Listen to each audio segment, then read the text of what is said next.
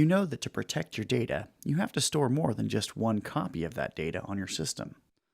That redundancy can be as simple as mirroring the data on your local system, or as complex as a multi-site intercontinental high availability configuration. Traditional enterprise storage systems all support redundant arrays of independent disks, known as RAID, to protect against disk failures. But many of the traditional RAID levels are designed to handle only one or two disk failures in the group. With today's larger capacity disk drives, when one disk fails, it can take days to rebuild data and restore redundancy. The ability to tolerate only one or two failures is just not enough redundancy to protect your data. Erasure coding is all about making data highly available. In simple terms, it breaks data into a configurable number of chunks, computes an arbitrary number of additional checksum chunks, and distributes those chunks across a set of different storage systems.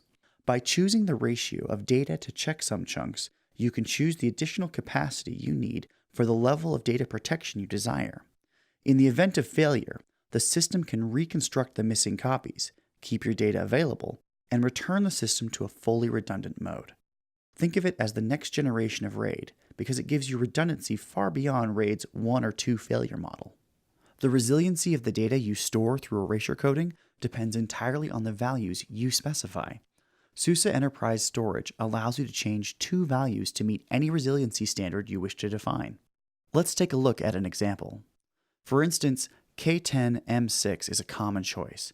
Choosing these parameters ensures that the data is divided into 10 blocks and that 6 erasure code blocks are computed, spread over a total of 16 drives.